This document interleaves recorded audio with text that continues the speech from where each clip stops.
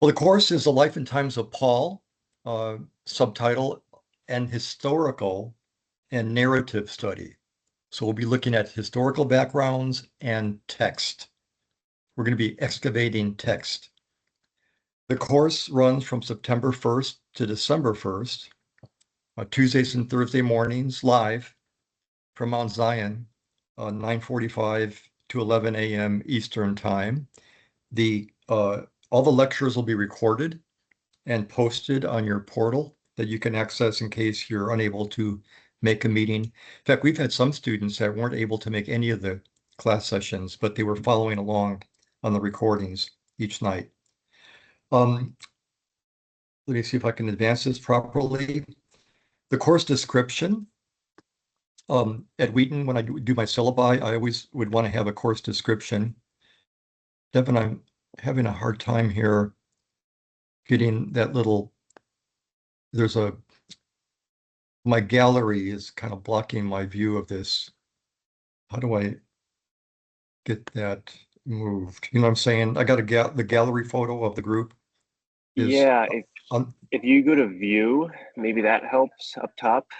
Um, there might be some other options up top if you click view. I Otherwise, you don't may be able have, to just click and drag it out of the way. I'm trying to click it and drag it out of the way. It won't do that. But at any rate, I think I can see it. This is a narrative study of the life of Paul in the book of Acts in light of historical, cultural, and geographical backgrounds with application to, I believe, Christian faith, practice, and witness. So again, the book of Acts will be our text that we'll be studying, unpacking, excavating, and we'll be bringing in historical, cultural, geographical backgrounds. And we always land on application to our faith, practice, and witness. Um, the outcomes of the course, I always try to think, what am I hoping for the students, and what are you hoping to get out of the course? Uh, Actually, number one, by the end of the course, the student should be able to have a general overview of the life of Paul recounted in the book of Acts. Second, you will be able to identify and understand the significance of the routes Paul likely traveled. Why did he go this way rather than that way? The regions and cities he visited, and the events that took place in each city. You'll also, we also will acquire a template from Paul's life that will inform and calibrate our faith and Christian practice and witness. Paul says to imitate him. This will be one of the outcomes. We'll acquire from our study a template of Paul's life to imitate as he imitates the life of Christ. Now, the materials for the course are textbook, and really there's only one textbook. N.T. Wright, his biography of Paul. Um, I have a lot of thoughts about N.T. Wright, but this book is a gem. And I use this book because it reads like a novel, but it's history. It's historical. It's a historical novel. He doesn't like fill in like the Chosen, you know, series. He's not filling in, fiction. This is a nonfiction historical account of the life of Paul. This reads like a biography. It's a wonderful book, very well written. This will be our textbook. And then we'll have selected readings from these three books. These are grad level, but so this is going to kind of stretch you a little bit. We'll be reading some selections from the Book of Acts in its first century setting. And particularly, we're going to be looking at Rapsky's book on Paul in Roman custody. What was prison, jail? What would it have looked like?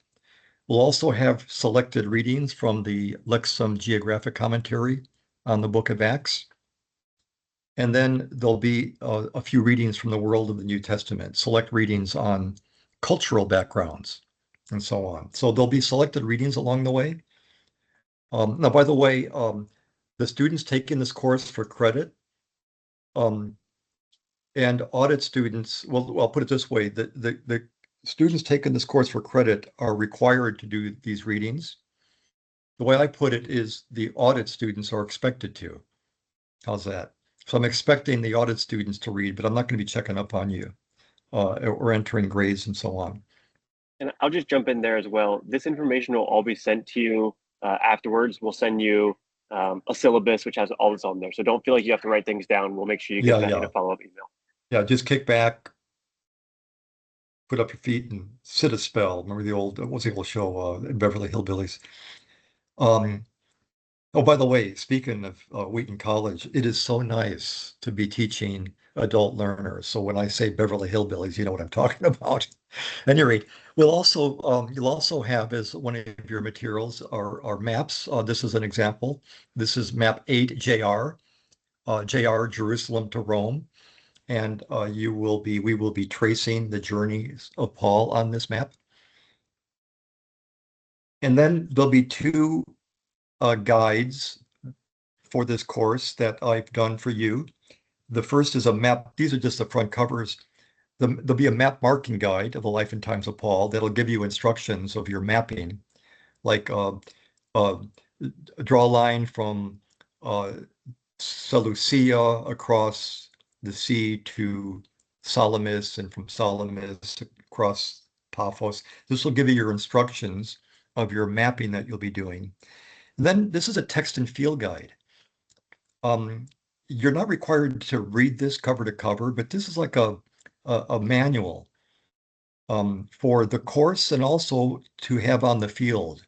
All the field study students will be required to have the text and field guide. So I'm going to show you some pictures. We might be standing in the ruins of Philippi, and I'll say, okay, let's open up our text and field guide to page so and so. Okay. Now, speaking of field studies, December 5th to 13th will be the field study attached to this course. This is required for students taking the course for credit, and it's optional, though, for students who are auditing. The audits are not required to do the field study, but most of them do. By the way, the 13th is the departure day. But we hit the ground running. The December 5th is the arrival day, but we hit the ground running. The 13th is the departure day from Athens.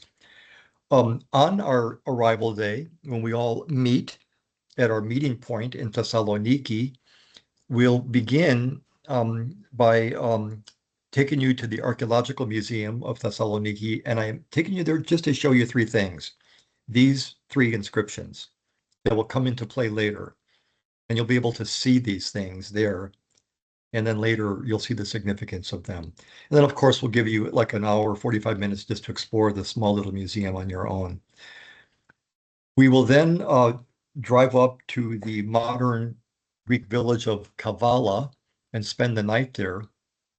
This picture was taken by a few of us out for a late night stroll after dinner, exploring and climbing.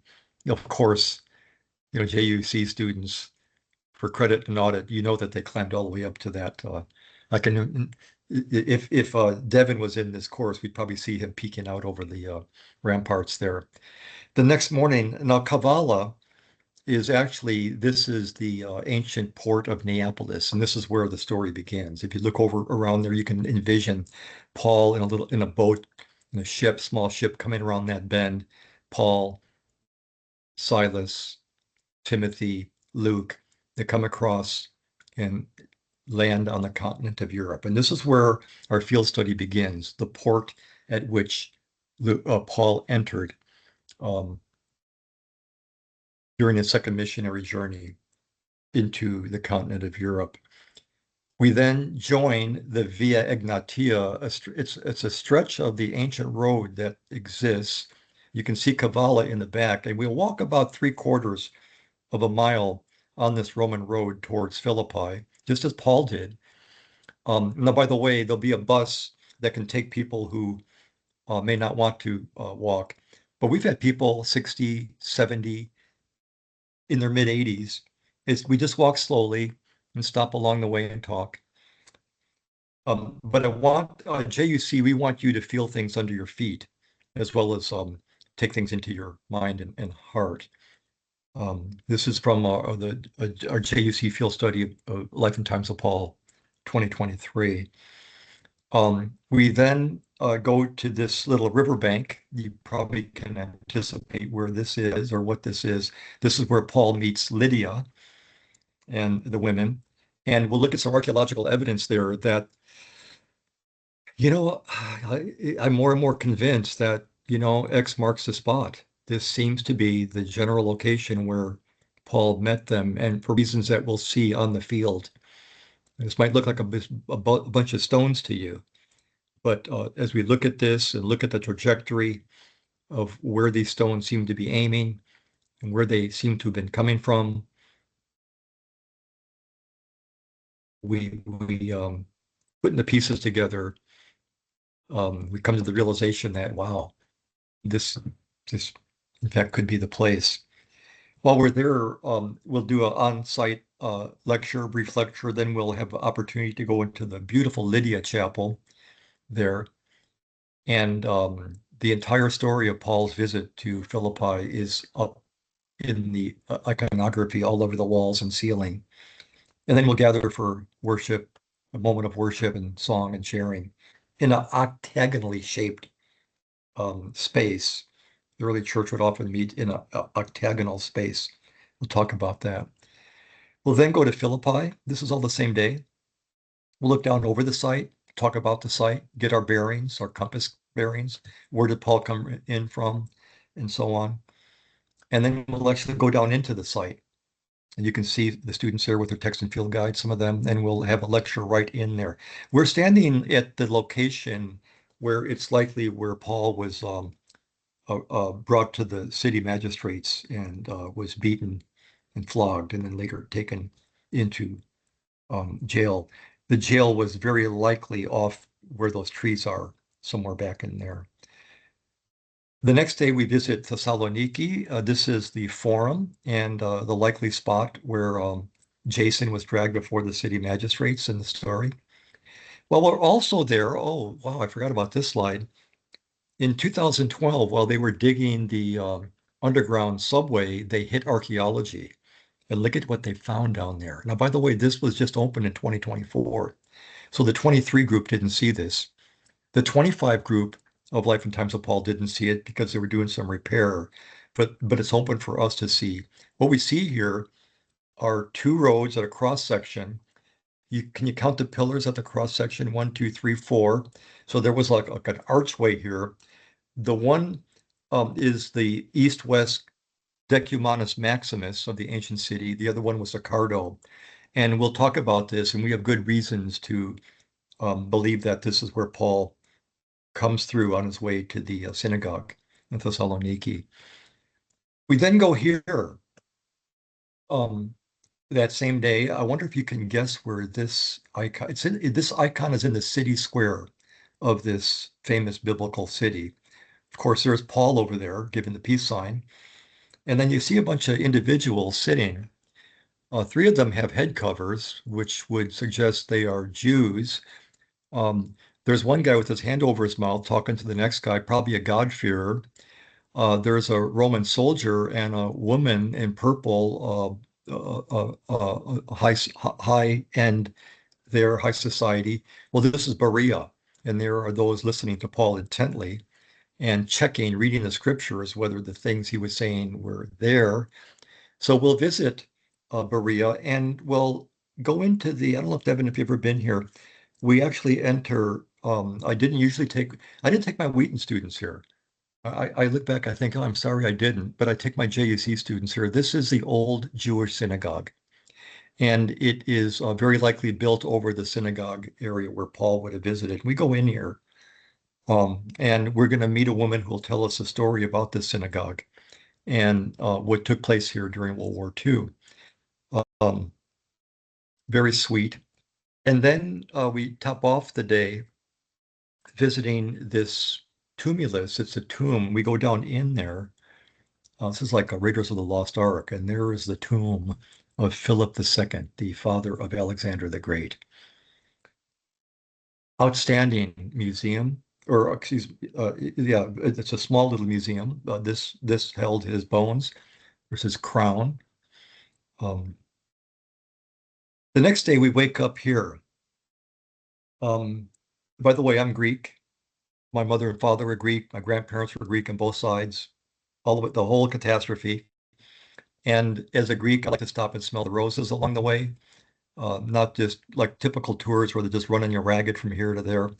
So imagine we wake up to this the next morning and we find ourselves in Kalambaka, surrounded by these otherworldly rock formations, on top of which are perched medieval monasteries, and half a dozen of these are still in operation. We wake up, have breakfast, and we have two choices. I know what choice Devin would take. Part of the group will follow me as we hike up this trail, this old monk trail up to here, up to the monastery, Holy Trinity Monastery. The other group will take a bus and meet us up there. But all of us will go up here to the top and visit um, some of these seminaries or monasteries. After that, after lunch or maybe before lunch, we'll visit. This is not a great picture, but on the other hand, it is a great picture.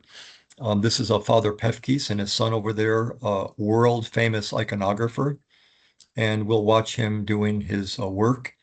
And in fact, I believe it was last year, we had the opportunity for some of the students to actually do some hands-on iconography themselves. And of course, you can purchase for reasonable prices everything here. It's all hand painted. I always tell my students, if you're looking for a gift from Greece, wait until we get to the icon workshop of Father Pefkis. You can get Lydia, Paul, scenes, just beautiful um, depictions of the biblical narrative.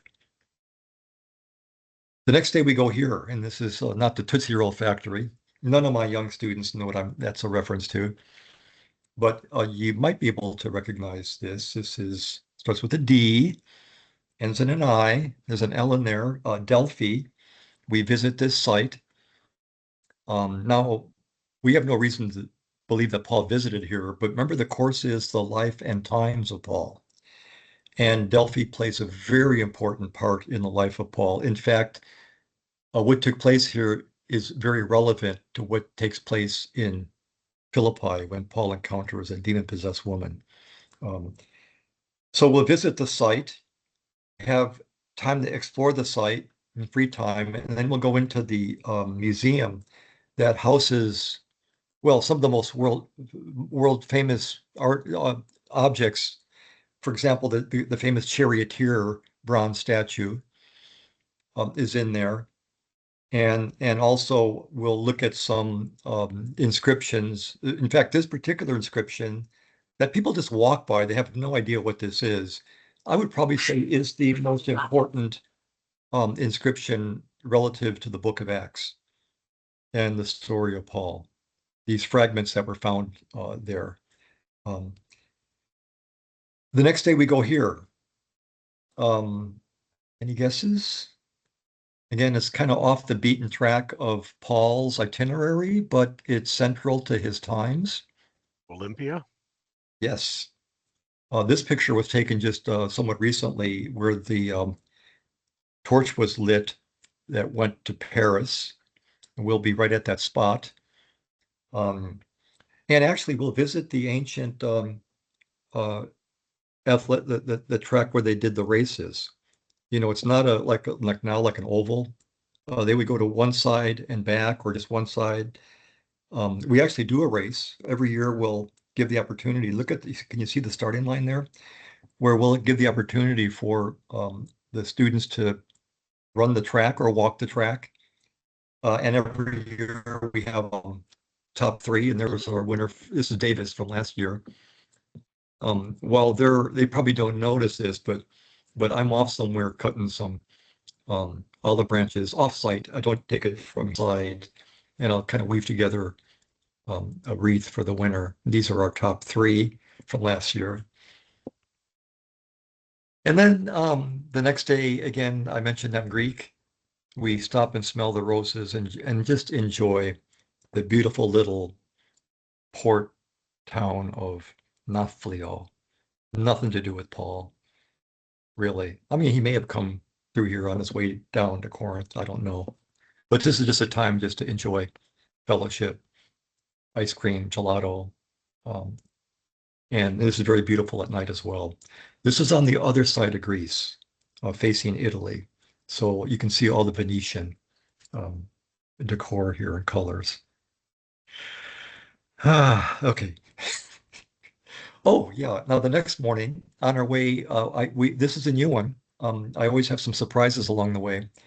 We stop here at Epidaros, probably the most awesome aesthetically, Devin, um, theater in Greece, and for sure the most acoustically um, excellent. You always hear about, the sweet spot and all that, and how you can hear this. This is the mother of all sweet spots and acoustics. Just outstanding. And look at how very well preserved. So we'll stop here just briefly and talk a little bit about theater and Paul's references to theater and so on. And then as we're beginning to now descend, we visit here, of course, Corinth. We're going to do things out of order here because of our itinerary, our travel, but we'll visit Corinth and the Aqua Corinth up there. We'll have a lunch up in that area there. Um, we'll look at some inscriptions. Look at the right there in the grass. The thing about Greek archaeology, that things that are found stay where they're found. They're housed in museums on site. They're not wafted over to the Athens Archaeological Museum. Every location where something is found, you can see it there. So, in fact, in this case, they never even removed it from where it was found. And this is one of the most significant discoveries in terms, again, of the letters of Paul, where this is where we have a particular individual here referenced or mentioned that Paul sends greetings from as he writes to the church in Rome. We also, while we're there, we come to the Bema, and this is an X marks the spot location where Paul was brought before the governor Gallio. Um, well, the next day we go here. There's no guessing where this is.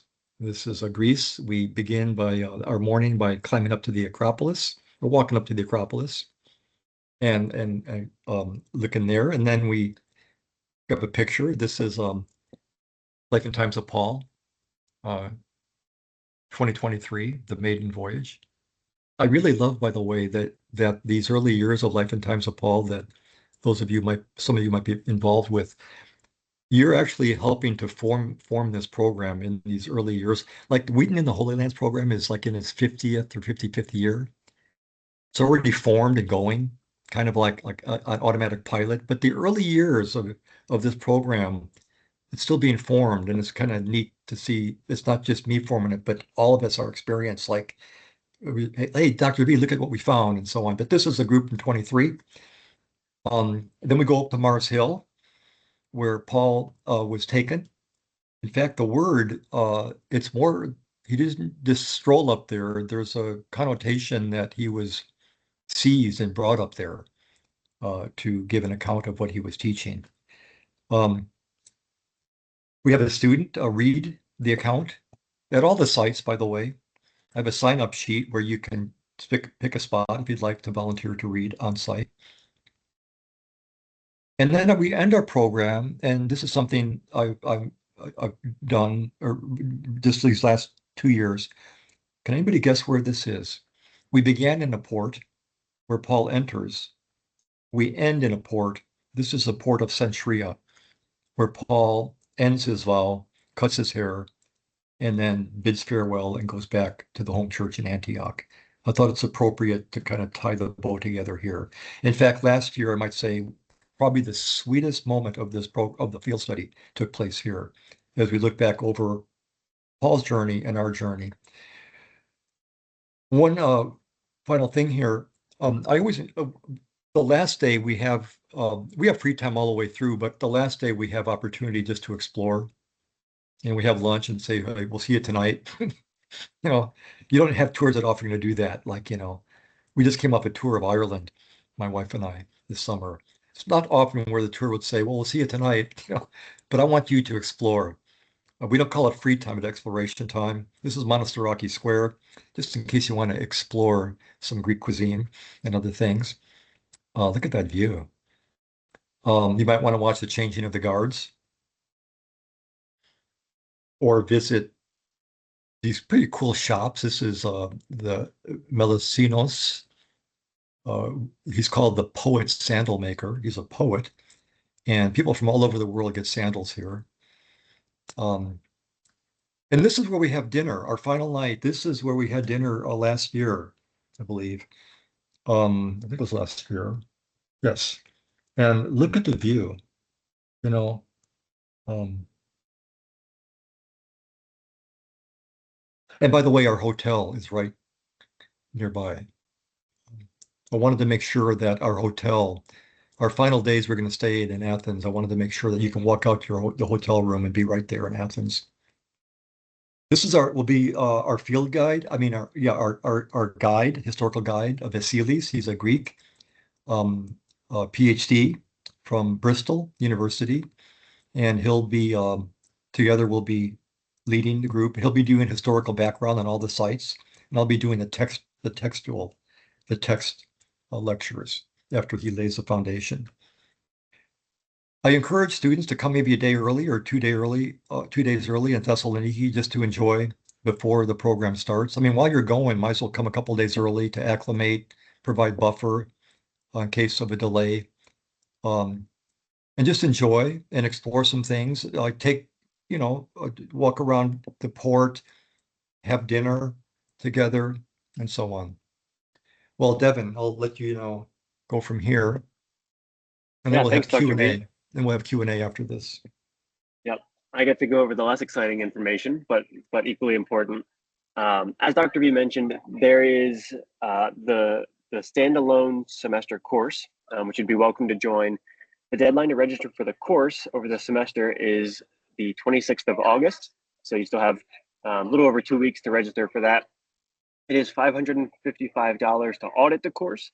And if you want to take it for credit, it can be taken for 3 credits at $22.05 for that price.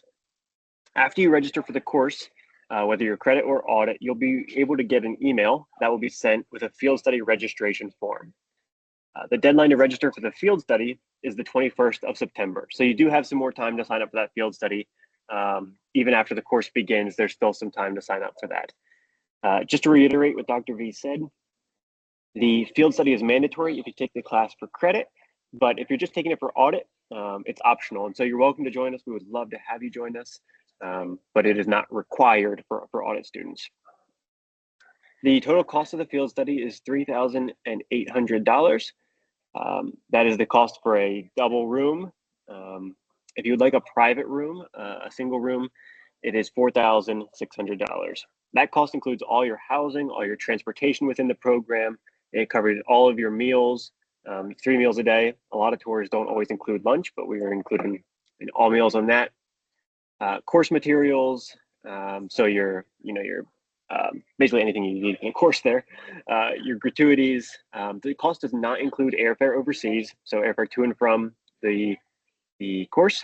And then if you want specific drinks at meals besides water, that's not included as well. Spouses and guests are welcome to join. We would love you to bring a spouse. Guests who are 16 years or older may join us as well. We do give priority to students in the class, but we expect to have room available for your guests to come, and we'll do our best to have them join us. If you are joining the course, so if you're taking the semester course and want to go on the field study, you will get a link, like I said, in an email. It's also possible to just join the field study. And if you're like, hey, I don't have time to do a semester course, you can just join the field study as well, in which case you'll complete a JUC travel course application on our website and can simply sign up for the field study that way. That being said, imagine how much more depth you'll get out of it if you do join the entire semester course. So we hope you'll consider doing those things and joining us both online and in Greece this December. So with that, I will open it up for questions, either questions about logistics, which I can help answer, or if it's questions about the field study or the course, Dr. V is here as well. So feel free to unmute yourself answer any questions you have. Like I said, we'll be sending out a syllabus after this meeting that will have all the details about the books and things, as well as the schedule for the semester. And then we'll also send out this recording. It'll be made available for you to watch as well. So with that, we will open it up for questions.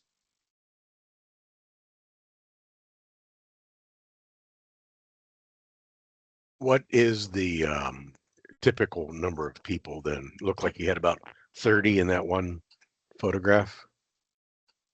We have usually around 25. It could be higher, could be a little bit lower, but usually around 25. The first year, that was the inaugural year of the program. That was before the war. No, actually, the war had just broken out in 23. So being the first year, we had, more, but it's been pretty much averaging around 25, which is, I think, fantastic. We just did I mentioned the tour we did in Ireland. We had 18 in our group, which really was rare because those Gate 1 tours usually have more like 40. So I think 25 is kind of a sweet spot number. We can get in places. You can see how that one we were just gathering together in Philippi. We don't have to yell, but yeah, around 25. Yeah. You mentioned arriving early, Thessaloniki. The hotel that we would normally stay at for the trip, is that usually available to come a couple days early? Yeah, yeah. Right, And I would let you know, for those who'd like to go early, I'd suggest you stay at this hotel. Now we're only staying there one night in the program. So, but yeah, I always stay there because then I can just, don't need to move things. And not to mention, it's right down the street, down the block from that archaeological thing I showed you underneath in the subway and right near the seafront. And yeah, I highly recommend very strongly for people to come. We had a situation where inevitably people will come in like on the day the program begins. And our first year, of course, one student's plane was delayed, missed Philippi completely. We met him like 2 days later. Um, so yeah, but yeah, that hotel would be the one, and I would give you all this information. I'll be giving you right at the beginning a handbook, a field study handbook that'll have the itinerary, all the hotels, um, pack-in list, all sorts of things like that. Um, Other questions?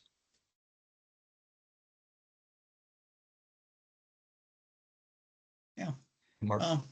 Just comment. I mean, I'm an alumni of JUC. Well, didn't graduate, but was a commuter student living over in Jordan for a couple of years. In the process, so been in and out, fairly studious. My specialty is more in the Jordan Valley, but I've been doing a historical geography bio for Timothy. So my nose is in Paul's life, and when this came up, it's like, well, this could be a nice, encouraging guide to follow up with. Yeah. So I'm just trying. Please. I hope you sit up in the front of the bus. It'd be great to have some conversations with you and to pick your brain on what you think about Timothy and all that.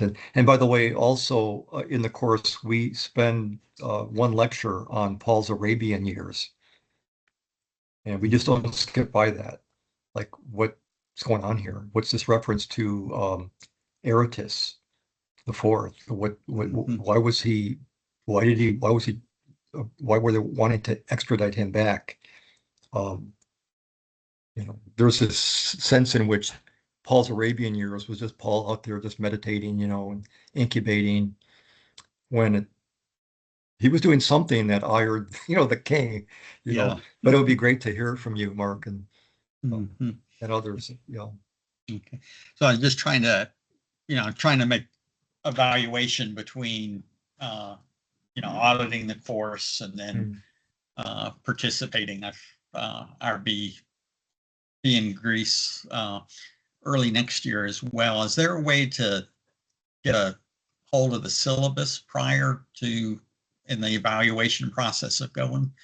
Mm-hmm. Yep, we'll send out Are committing for the course, just as a. Yeah, we'll send out the syllabus within a couple of days, sometime early to mid this week. We'll send out the syllabus so everyone can review that and see what would be the right choice for them. I just want to So say we'll make sure you again get that. I want to say again that we audit students. Of course, the word audit, audio hearers, they're hearers and not doers. I could put it that way. And I don't, when you look at the syllabus, again, don't be overwhelmed with all, assignments, because as an audit student, I expect you and I hope that you'll do the mapping, and reading of, and, and in fact, a lot of my students, audit students, even take quizzes and tests, but they don't have to. So again, yeah, we'll send that out so you can evaluate what, it also will have the itinerary in there as well. So is the Bible mapping, is that just using the biblical backgrounds material, or you have additional? Well, you'll be given a map to Life Between, to LB, to do the mapping of Paul's early years, and then also the later period there when he's arrested, and then I've put together my own map marking guide. The first year I used Lancaster. He hadn't published it yet, but he was putting together an Acts book of Acts marking guide. But I ended up doing my own, and so you'll have a map marking guide with notes. The notes in there, Mark, they're brief but thorough. My Wheaton students often wouldn't even read Lancaster's notes; it just were too much.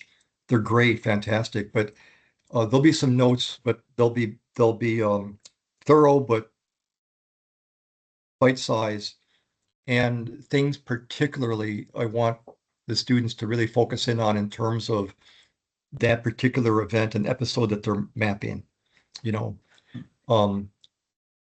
And so, yeah, you'll get two maps and then the map marking guide. The format will be very similar to Lancaster and Monson, highlight, you know, and then notes and so on. It'll look very familiar. Thank you. And they were very helpful, by the way. They were very helpful in helping me to do this, John Monson, and I've been continually updating it, and in conversation with Mark Wilson and others who are on the cutting edge of Pauline roads and so on. So making sure that you have the most up-to-date, accurate information as much as possible of his journeys. Look forward to seeing it. Thank you. Yeah. Hi, Chris. This is Jackie Persigetti. I'm sorry my camera doesn't work. Okay. It's probably for the good, right? No. I don't know. I can't see it. Make that judgment. Just a quick question at the field study part. Is there, like, I have celiac disease. Is there anything that, people in like the condition that I have that would make it prohibitive to come to the field study? Devin, do you want to respond? Yeah, that's a great question. So when you complete your registration form, we'll ask about any dietary restrictions or things like that. So you'll want to indicate that on your registration form. We do our best to accommodate that. Many of the restaurants are, obviously in touristy areas, so they're pretty used to accommodating, people with different dietary restrictions. We can't guarantee that everything. Yeah, we're working with outside restaurants and things and hotels, and so most of them will be able to help with that, and we'll be able to accommodate that. It's just not something that we as JUC can fully guarantee at this time. So hopefully that helps. We've had people in the past who have who've had celiacs and have joined the course, Yeah. Mhm. and they've been just fine. Yeah, exactly. That's what I was going to Okay. say. Yeah, in terms of practice, we haven't had any problems. Again, the Mhm. Greeks are very hospitable, um and our guide, Vasilis, will be helping along the way. Yeah, Most of the Chris, places are buffet and so on, and you know, and they know ahead of time who we have, so they'll have like vegetarian meals prepared and ready for us. you mentioned a guide. Could you speak to any guide that will be joining the trip? You mean Vasilis? When you Do we say have a guide? do we have a local historical and geographical guide like Yeah, we do I in have Turkey? his Or picture yep. in the PowerPoint. Vasilis, Okay. he's a PhD. Usually your guides are not going to be PhDs. He's a PhD from Bristol, and he's Greek. And he is, well, I've searched long and far for a guide. You know, guides can make it or break it. And when I found Vasilis, you know, there's no other guide I would want. He is absolutely wonderful. In fact, you know, I just give it over to him. You know, in the early years, like I would do the historical background. Well, I don't need. Why would I want to do that? Vasilis will talk about the Acropolis and it's just marvelous. I mean, just such a deep dive. Other thing that I've noticed about Vasilis is that some of the tour guides we've had will talk on the bus. You know, I don't know if people are listening, but when Vasilis talks on the bus, it's like E.F. Hutton, if you know what I mean. Everybody's really engaged. Very, very interesting and fun. And yeah, at any rate, but yeah, our guide in Turkey in the Book of Revelation course I lead in the Seven Cities of the Apocalypse is similar. We finally found our guides, and they're hard to find, like in Jordan or elsewhere. You know, you never know what you're going to get. But like a year out ahead of time, I'll tell our agency, can you please book Vasilis for this week? Because I want to make sure you have the best. And he is the best.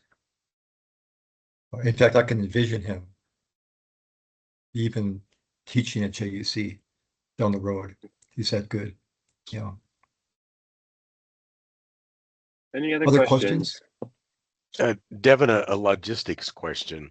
Sure. Some trips include some sort of healthcare coverage. Mm. Does JUC do that, or do we get our own? You would get your own healthcare coverage. So if you want to get health insurance or travel insurance, or even trip insurance, or to cover airfare and things like that, you would do that on your own. Yeah. All right. There are a few companies that JUC has worked with in the past that we've sent students to. We don't have any official recommendations, but we can provide you some. I guess we don't have any official partnerships, but we can provide you with some recommendations if you're looking into that. But a quick Google search will do the same as well. Yeah.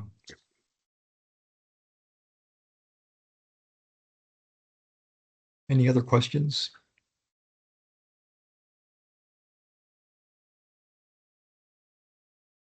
One All more right. Well, logistics. yeah, go ahead. Just since it's December and it looks like the weather's going to be, in terms of north-south, this is equivalent to maybe about Philadelphia, the Athens area.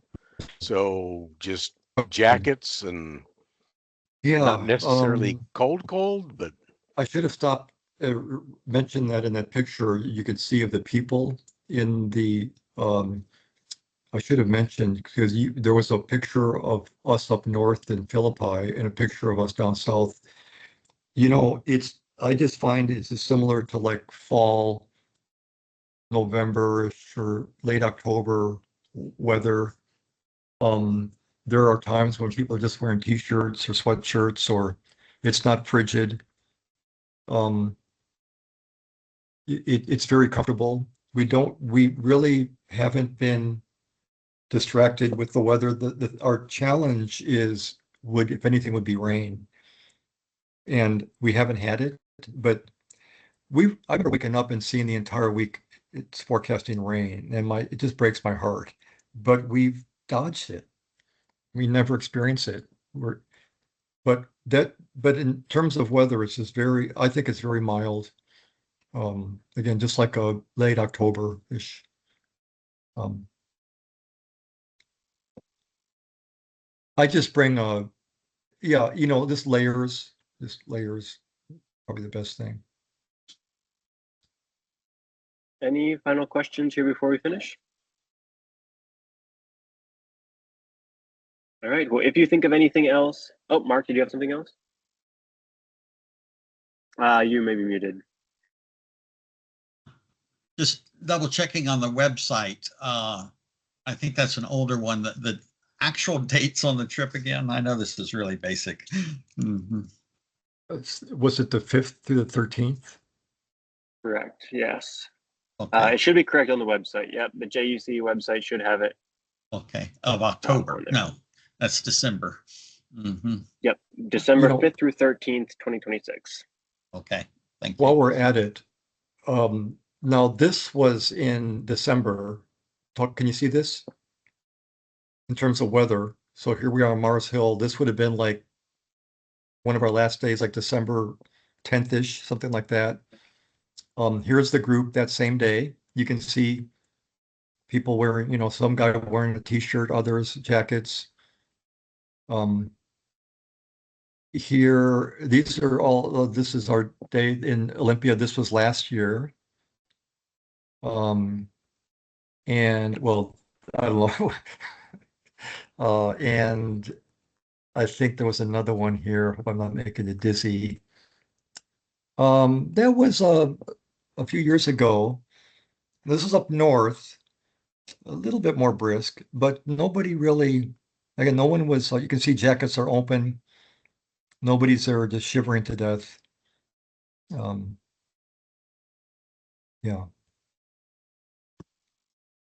A good question. Mhm. If anybody has any further questions, feel free to send us an email, admissions@juc.edu. We'd be happy to help out. And like we said, we'd love to see you online. If you can't make the field study, we understand. We hope you join us for the online class as well. And ultimately, we hope to see you in Greece this coming December. Thanks, everyone. Take care. Right. God bless. Thank you Bye. so Bye. much. Yeah. Bye-bye. Thank you.